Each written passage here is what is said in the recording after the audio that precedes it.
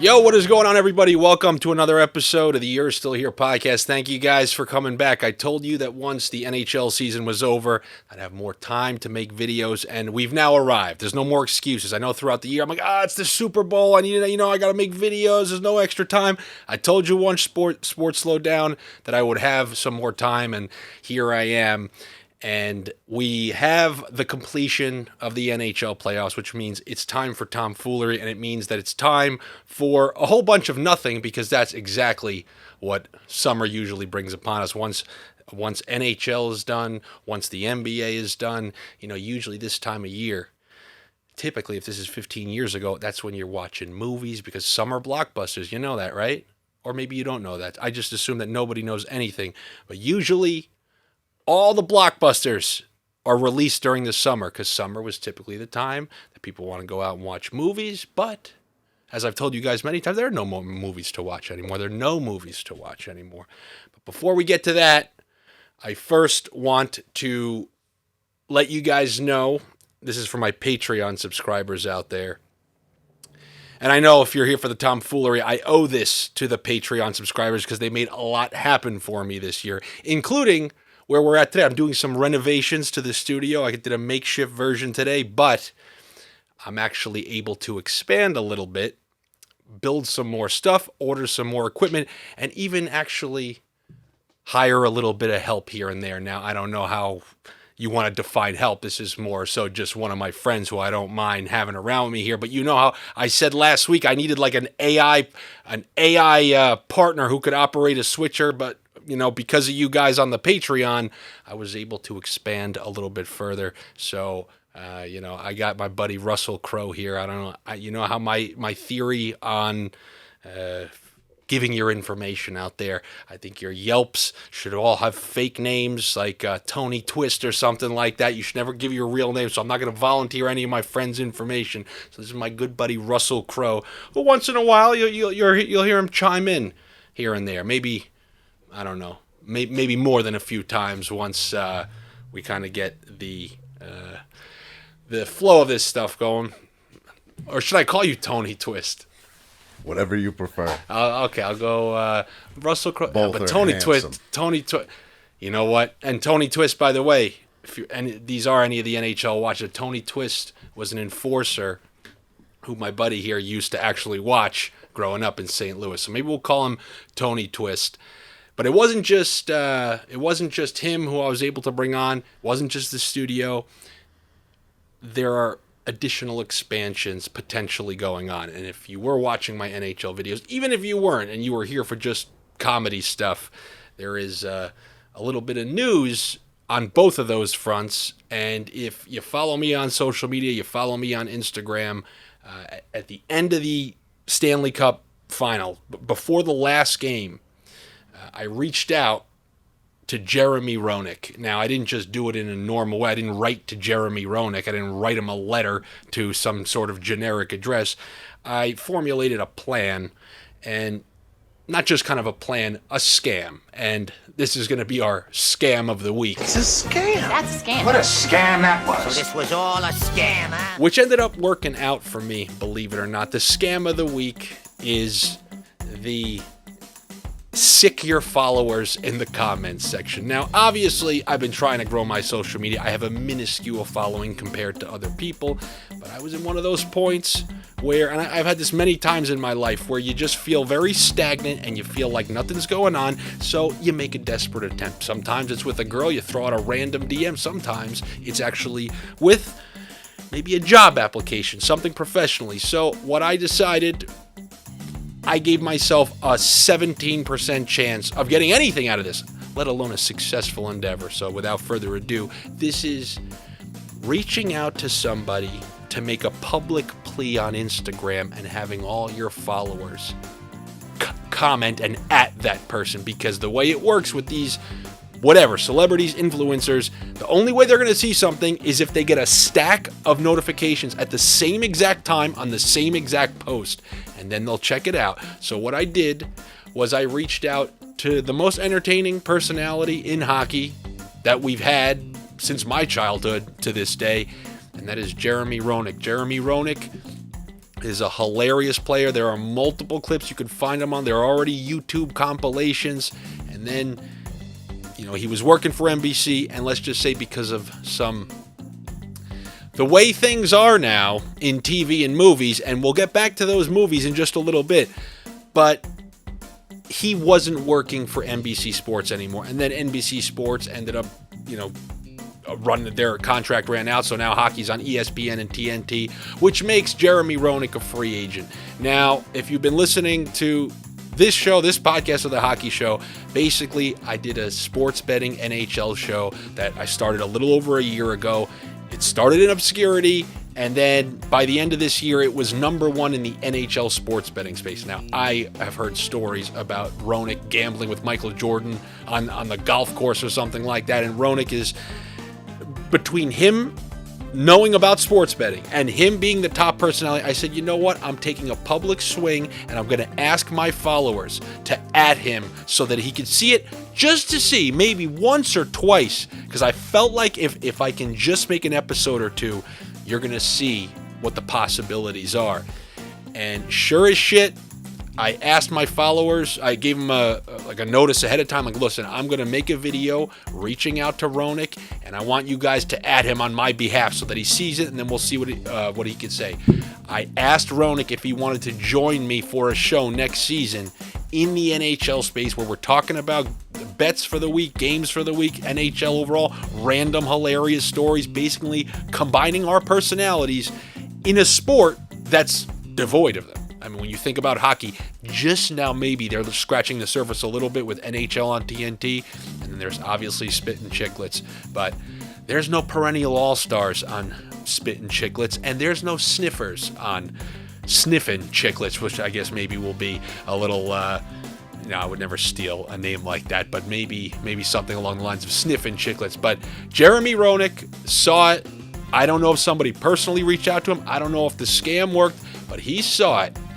And he publicly put on that message. And by the way, JR, if you're watching this, I'm just telling the story straight up. It's the truth. Other people need to hear something like this. Maybe somebody was going to do something like that, and then they chickened out.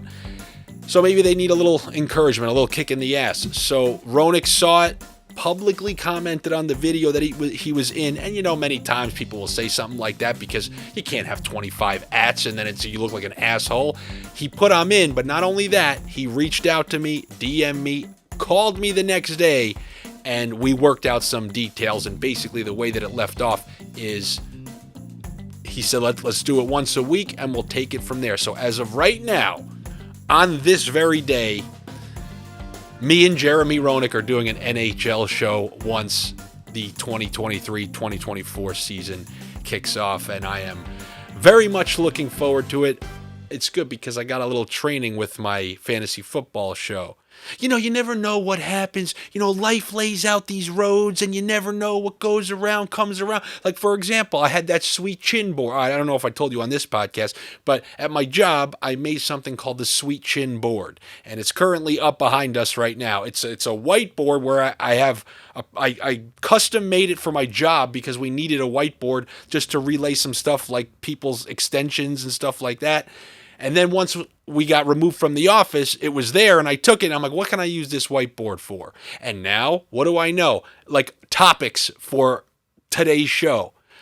So you never know. What goes around comes around, and, maybe Roenick left NBC so that I knew to reach out to I don't believe in any of that. All I know is that I'm relatively happy that that's going to be going on at the beginning of last season, unless something goes awry, and I'm one of those people. Between now and then, there are a couple months.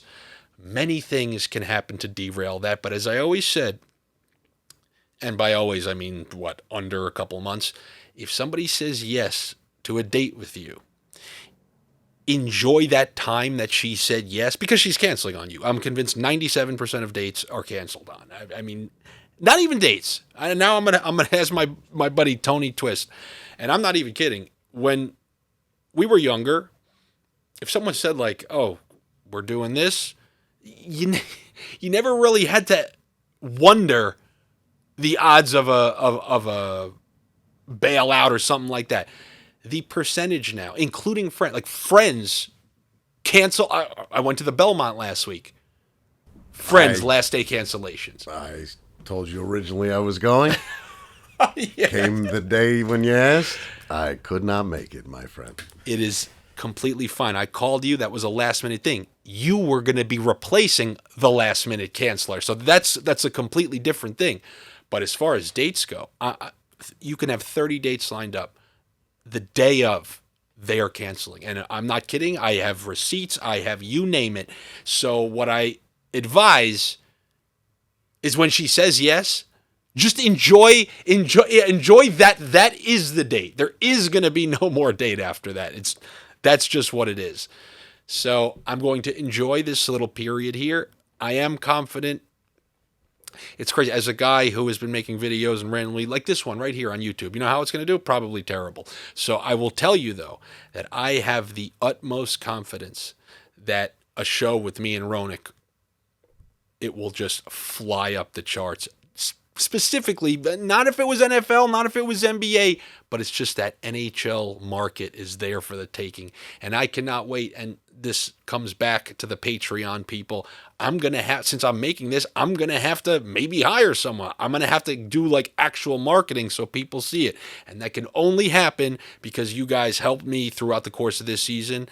And also when I made the sniff drip, I mean, I didn't have to go deep into my pockets because you guys were there. So I do want to thank you so much for the entire season. It really was, it was a mini breakthrough for me. And I know you guys were just there. You want winning bets and stuff like that. But I told you I'm not one of those people. I'm not putting that cash in my pockets and just laughing in the middle of the night.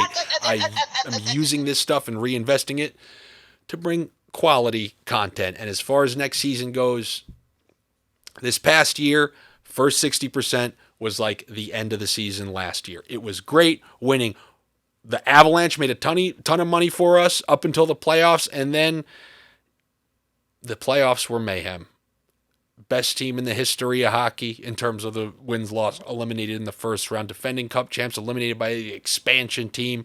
It was a lot of ruckus out there, but rest assured, I will be back to for some revenge. But in totality, the year was good. And also, don't forget, we got the NFL coming September. So I sincerely mean this, Patreon subscribers. Thank you so much. That was a big, it alleviated many burdens from me. So I just wanted to really send an extra level of appreciation because I know some time went by before I used to kind of publicly address you, but things have been so busy that I've kind of just left that to the side. But don't think that I forgot about you. So thank you. Now, let's go back to summer because we have a couple months before any sort of relevant sports start. And don't ask me to watch tennis. Don't ask me to watch baseball. Don't ask me to watch the MLS. We're talking about the quality sports, and that starts come the fall. We are literally in the worst part of the year right now. And how many people would actually look at you and say the worst part of the year is summer? I'm not talking about the weather, anything like that. I'm talking about entertainment because as each year goes on, you incrementally go out less and you rely more on sports. And right now, the NBA and like the NBA, but the NHL Stanley Cup just finished, and training camp is not even in that. No teams are even accepting Hard Knocks. I don't know if you saw that. Every team's declining hard. So there won't even be Hard Knocks. So we have multiple, essentially three. What are we at right now? So we're at the end of June. We're looking over 2 months of a grand total of nothing. But maybe you can go see some movies, right? No, you can't go see movies because movies, as I've told you, just with television and everything, you're getting watered down versions of your mom's iced tea. She didn't add any more scoops. It was just more water. Same amount of iced tea, just added water in. And that's what you're getting with these movies. And the results are starting to show. We had a couple more flops. We had, you see that? You know how excited I was? I'm a Michael Keaton Batman kind of guy. Big respect for Christian Bale. It's a 1A, 1... no, it's not. It's a 1 and 2. It's not a 1A, 1B. Same thing with the Joker. But you brought him back, and The Flash somehow flopped. Some Disney Pixar movie flopped. I'm assuming The Little Mermaid the movies aren't good because you're not allowed to make them good. I've told you this many times. It's that watered down iced tea. And, it's not even just that. These movies, you think about how many months it takes to make one of these movies. And then people just watch it, and then that's it. Like you think about when a show comes out, a show that you're waiting for, Game of Thrones, all right, 2 years. You're waiting for that next season. Well, that's actually not a fair one. Stranger Things is a good one. You're waiting for years. What do? You binge it like an absolute asshole, and now you're done. You've just waited 2 years, and now you're done in one day, and that's it. Social media has washed away most of the movie consumption. So when you take all these factors, the fact that you're not allowed to make crazy movies anymore because of all the, you can't say this, can't say that, do this, do that, all that crap that is well known about. Don't make me restate all the things.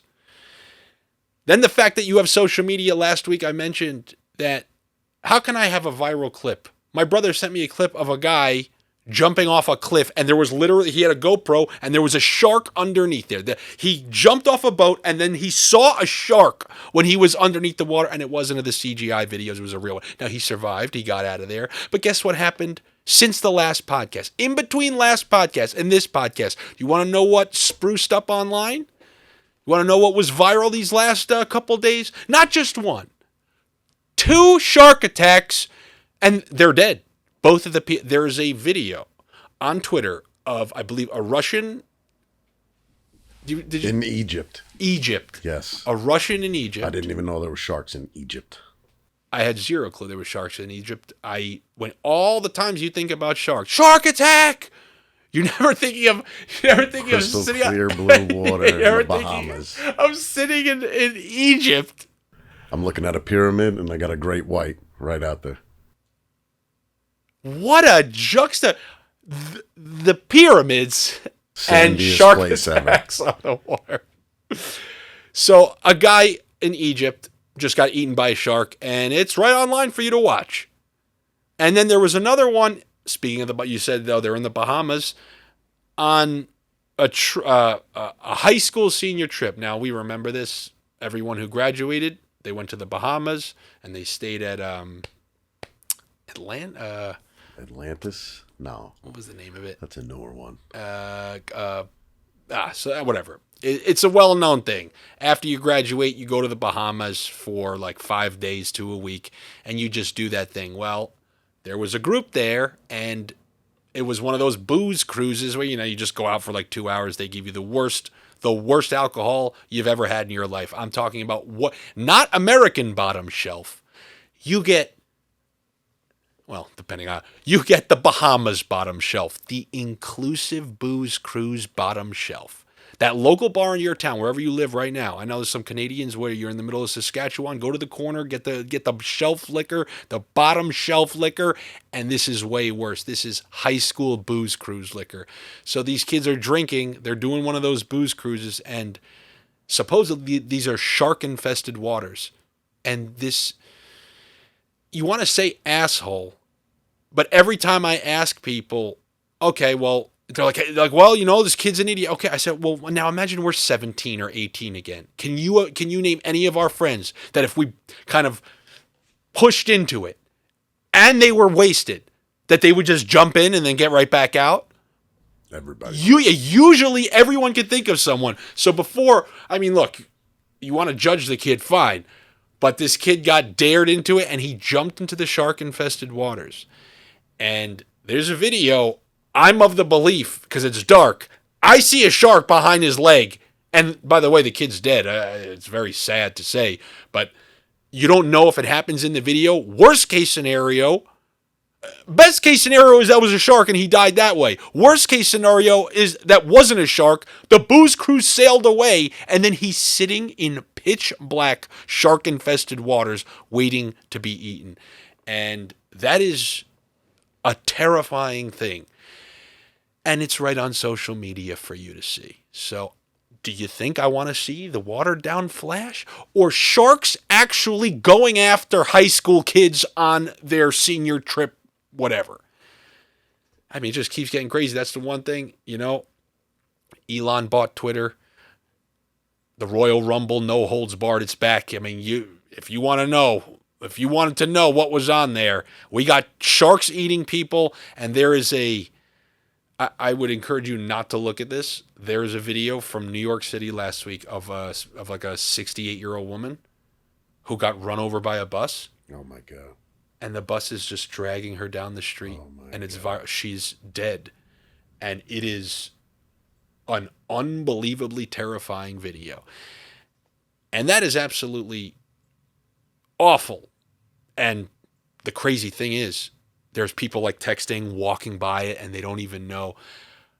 But if I can take a slight, it's not out of that, it's not a positive.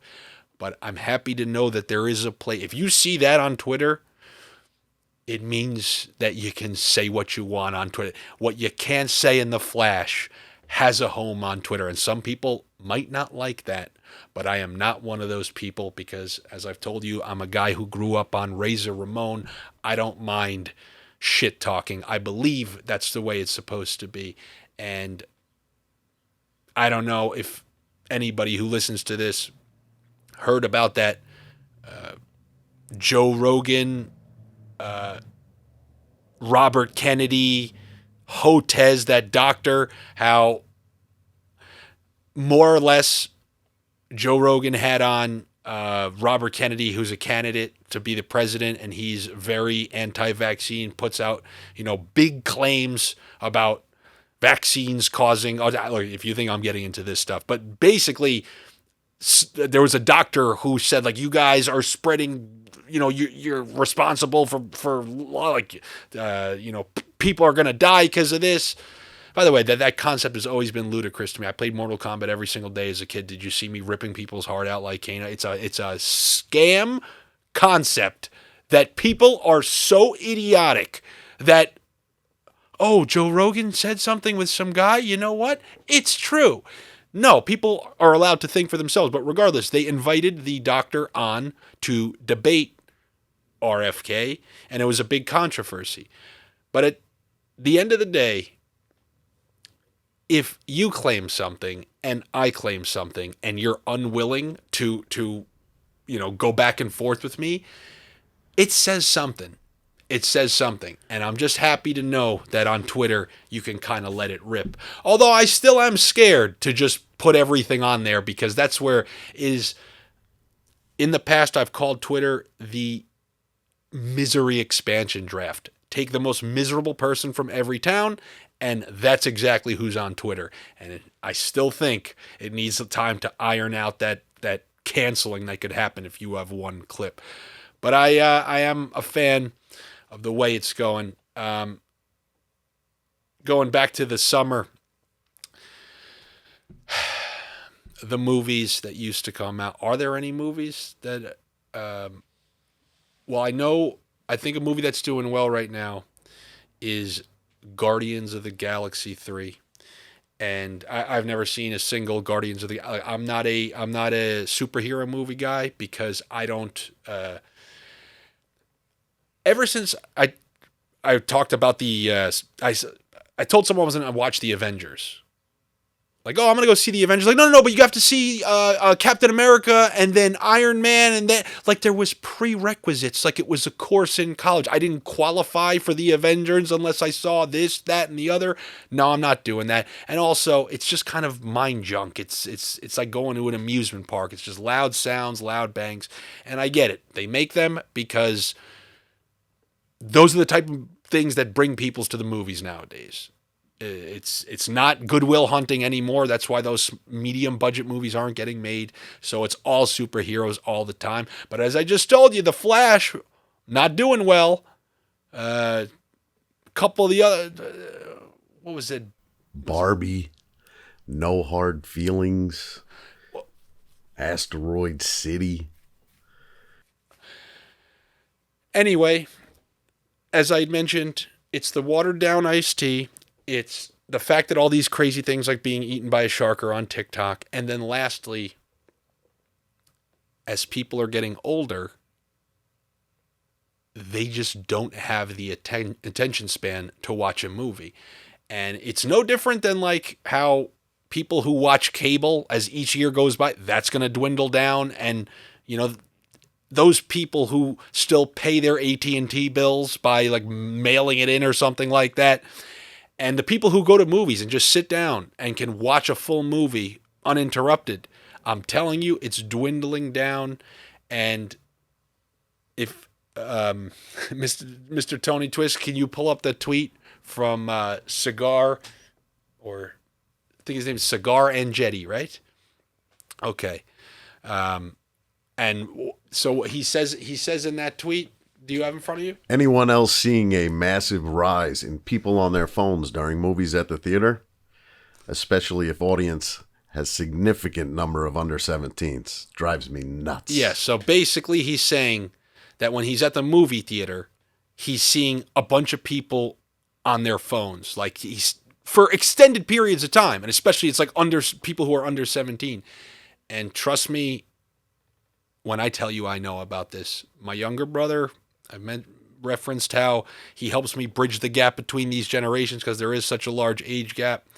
I lived with him this past year, and on multiple occasions. Now, I always knew this was the case with him, but now if he ever had any friends over, watching a movie with Gen Z is the most frustrating. It is one of the most frustrating experiences you could ever try to endure, because the analogy I tried giving yesterday, like when your dad was building something in the backyard and he just had baseball on the AM radio, but the actual focus was whatever handiwork he was doing.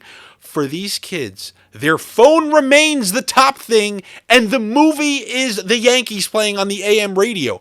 They stay on their phone. And it's crazy because then they'll have the audacity to tell you, Game of Thrones is my favorite show. And then when it's on, most of the time they're looking at their phone. And then if there's some sort of thing that pulls their attention towards the screen, they'll watch that. They have no clue what's going on. And it's infuriating to watch. Now, someone like me who's trying to watch something, and then I'm looking out of the corner of my eye and I just see them looking at their phone. And then I'm cross-watching them on their phone. And then every microsecond of the movie to see if there's anything. Because one little piece of information, that could be the whole movie. You never know which scene, when somebody hands somebody something, that's the whole movie. And basically, when Gen Z watches movies, they have no clue what's going on. They're literally cavemen just watching, and that's why the superhero movies are made. Just give people loud bangs, Transformers, cars turning into things, then, they killed them at the end. Okay, now we all go home. But anything with any sort of substance. Remember last week when I had The Road, by the way? I had The Road on the TV. It flagged having The Road on in the background with commercials. That video now, last week's episode is fully copyrighted. But do you imagine they had to watch The Road, a monotone, mundane, cloudy movie? They would never get through it. They would never get through it. And look, I understand. I have a way to gauge how good a movie is, and it's how often do you at least check your phone? Like if you're sitting at home watching a movie by yourself or something, and if it's quality, you're rarely checking your phone. But the worse it is, the more likely you are to just check your phone or something like that. But these kids take it to a whole nother level, and it's infuriating. Yes, I know you can call me just a miserable prick. Those people are doing their own things. But there also is zero movie theater etiquette.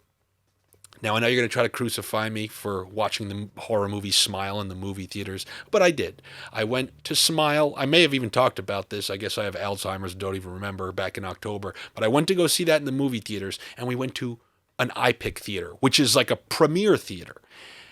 These kids, and I don't want to sound like, kids these days.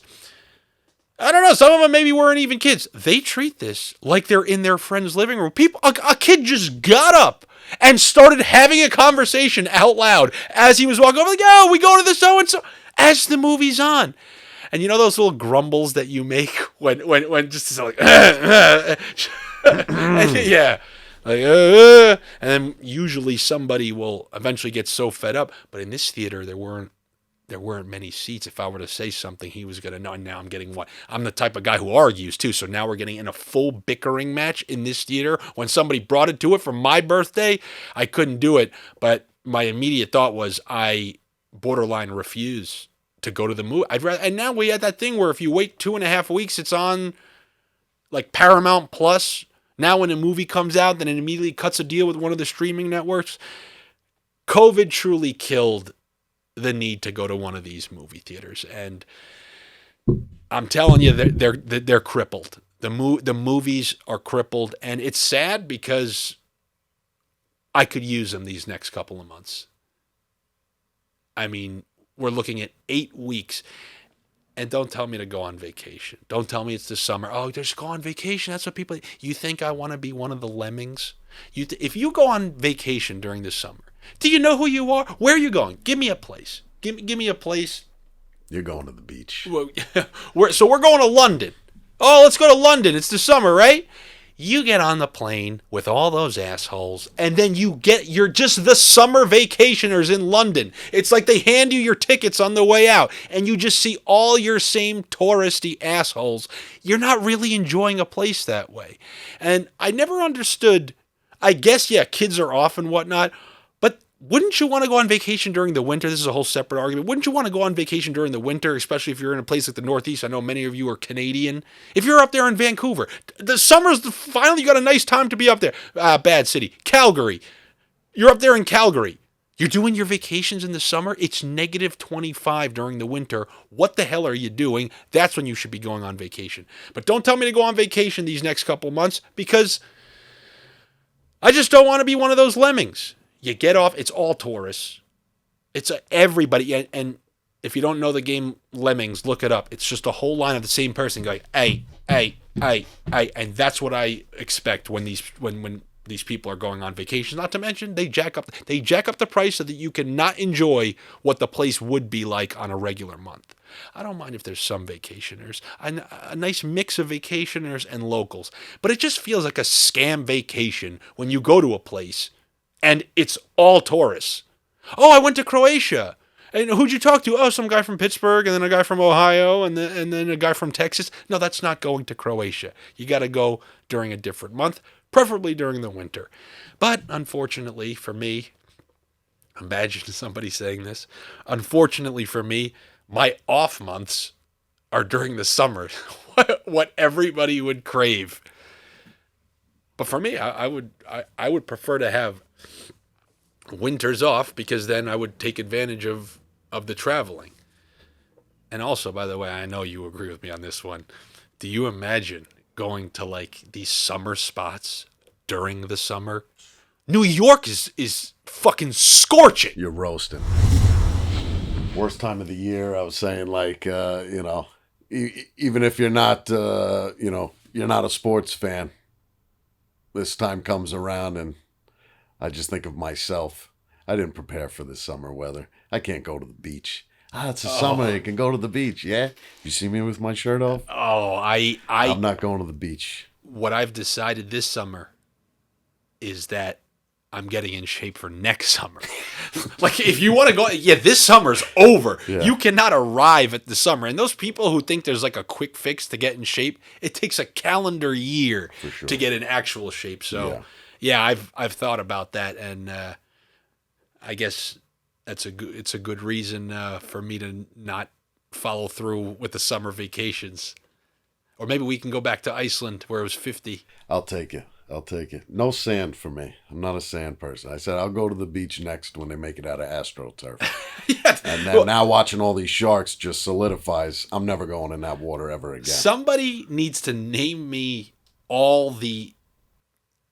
give me the positives of the beach. I mean, you come up with more negatives. The process of going to the beach. Oh, you go there. Forget okay, so now, we've went to the beach. Now we just pick a spot and we lay down and... we just pick a spot? What spot are we picking? And, so we got a spot and now we're two people sitting down doing something we could do on my porch. Yes, covered in sand. Annoyed because I had to get food for this, drinks for this, pack a cooler, walk the chairs there, the umbrella. Everything. And sunscreen. Now I got to grease myself up in sunscreen. And we already established we're not reading books. No, so not reading there. And then if you're at the beach, it's probably because it's sunny and hot out. Sure. So now you have to be a reader with your sunglasses on, which, the tints are all off when you try to balance the sun with your sunglasses. And then, you ever try looking at your phone on a sunny day? Oh, Forget it. I can't I'm see. blind. I can't see anything. Now I know how my aunt feels. I can't see anything. Seriously, so now you're doing that weird. You're adjusting the brightness up and down. You're like, wait, do I have to go down or up? Because the sun is just blasting the phone, and then you're just sitting at this beach. And then if you go in the water, this is not the. I have no problems with pools, but God forbid you go in the water, you come out, now there's sand in every crevice. Seaweed, salt. My mouth is disgusting the rest of the day. Terrible. Okay, devil's advocate. If you were somebody else, what are the positives of the beach? Positives of the beach. People watching. I guess. Do you want to see some of these people at the beach? Have you seen a lot of these people at the beach? I don't want to watch a lot of these people.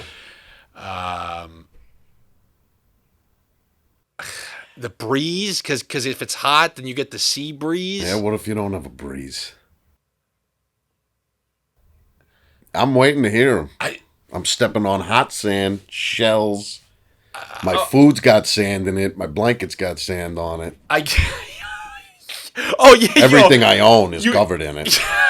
You pack your sandwich after your first bite. After your first bite, you're crunching.